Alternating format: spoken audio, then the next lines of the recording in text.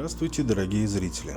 В этом видео я хочу рассказать вам историю, произошедшую в далеком 1985 году.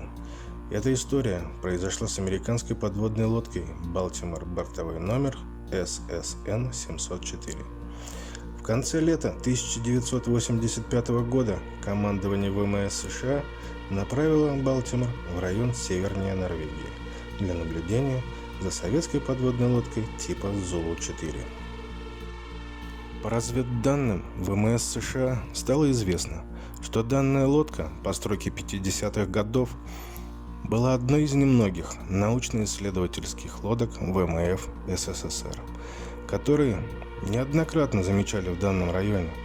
«Балтимор», находясь в подводном положении, готовилась пройти под советской подводной лодкой, как вдруг, наблюдая в подводный перископ, американские подводники увидели еле различимый трос с открытыми санями с балластными цистернами по бокам.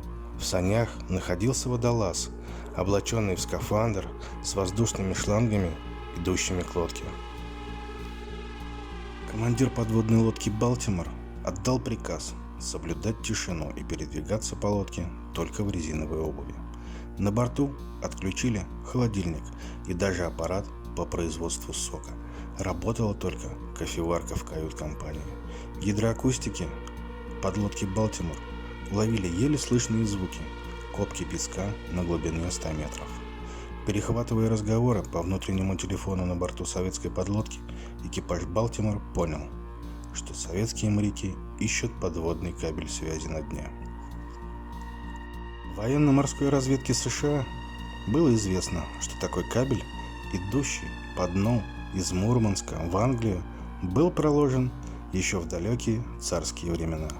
Данным кабелем не пользовались, и в Советском Союзе должны были об этом знать. Возможно, советские моряки проводили обучение водолазов.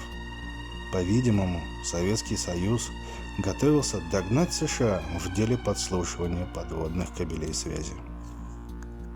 За несколько лет до этого Советский Союз узнал о прослушивании своих подводных кабелей Соединенными Штатами и, по-видимому, решил догнать США в этом деле. Море было неспокойным. Волны доходили до 10 метров в высоту. Тем не менее, советские моряки продолжали выполнять только им известную задачу. «Балтимор» уже 2 суток вела наблюдение за советской подводной лодкой, а на 3-й сутки все звуки копания и вообще все звуки прекратились. «Балтимор» немного приблизилась к советской лодке, и ее экипаж понял, что с советской подлодки болтаются пустой трос без саней и оборванные кислородные шланги. По всему видно, что сани с водолазом потерялись. Напряженная тишина воцарилась на «Балтимор». «Я помню, что все в боевой рубке повернулись и посмотрели друг на друга», сказал один из членов экипажа американской подлодки. «Мы поняли, что, скорее всего, подводник погиб».